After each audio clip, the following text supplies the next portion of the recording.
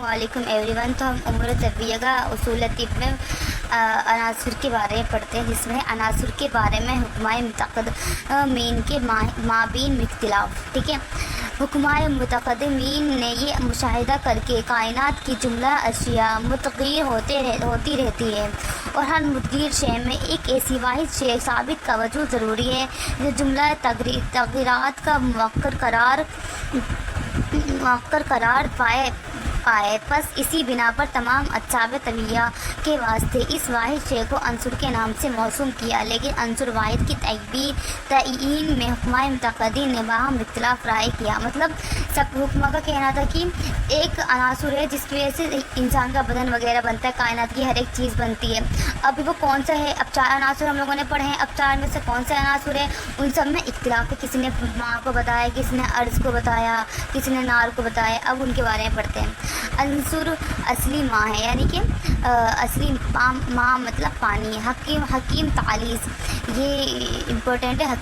अंसुर असली माँ का किसने दिया था?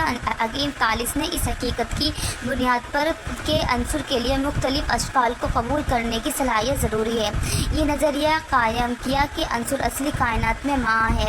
उस हकीम ने पानी को असली अंसुर साबित करने के लिए ये दलील भी पेश की कि हैवानात की पैदाइश भी बग़ैर रतूबत मनविया के नहीं हो सकती और यही पानी मंद होकर मिट्टी की शक्ल में इख्तियार करते हैं, यानी कि जमा होकर। और जब किसी सबब से इसमें खफ़त व लताफ़त पैदा होती है तो हवा और आग की शक्ल इख्तियार कर लेता है, यानी कि होल बोलते हैं ना इसमें कि लाइक होल सुराख पैदा हो जाते हैं, तो वही हमारी क्या हो जाती है कि आग और किसकी आग की शक्ल इख्तियार कर लेती है। अंसुर असली अर्ज़ है। बाज़ हुक्माए मुतक़द्दमीन ने यह मुशाहिदा करके तमाम कायनात की बोध व बाज़ ज़मीन से मुताल्लिक़ है, और अगर किसी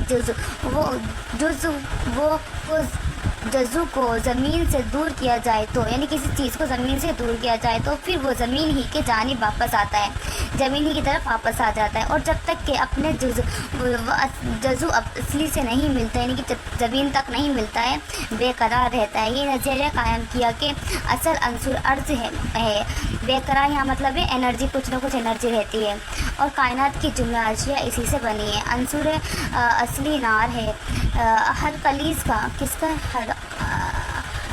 हिरकलीस का ये नज़रिया ये था कि तमाम आसमान और तारे नारी हैं, समझ रहे हो, और उनके हजम व मिक़दार के मुकाबले में हवा, माँ और अर्ज़ का हजम नहायत कलील है, यानी बहुत कम है। इस बिना पर उसने ये मसलक तैयार किया कि असल अंसुर नार है, इसलिए कि वो कबीर और हजम है, और यही वजह है कि तमाम कायनात की तदबीर व तरतीब का ताल्लुक भी इसी नार से है। इस आग में जब बुखारात की बरूदत की वजह से हरारत कम हो जाती है तो वो हवा हो जाती है, यानी कि वो अगर ठंडी हो गई तो वो हवा हो जाएगी, और हवा की साख्त से पानी पैदा होता है, और जब हवा को मिला दो तो उससे पानी बन जाएगा, और इंतहाई कसाफत से मिट्टी पैदा हो जाती है, और जितना कम करोगे तो उतने फिर वो मिट्टी बन जाएगी। अंसुर असली हवा है। बाज़ फलासफा ने ये ख़याल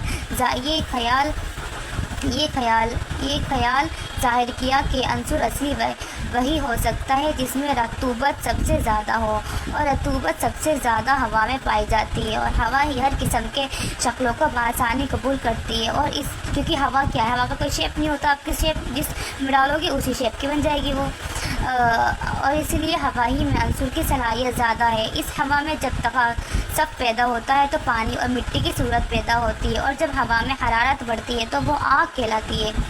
ठीक है, बुखारात अंसुर हैं। बाज़ हुक्मा ने सिर्फ बुखारात को अंसुर करार दिया और ये दलील पेश की कि अंसुर ऐसे मादा को होना चाहिए कि जिसकी निस्बत खल्कुल और सकाफत की जानिब मसावी हो, और बुखार ही एक ऐसा मादा है जिसमें खल्कुल भी पाया जाता है और तकासब भी। यही असली अंसुर है जो मज़ीद खल्कुल की वजह से हो और आग में, और मज़ीद तकासब की वजह से पानी और मिट्टी में तब्दील हो जाता है। शुक्रिया।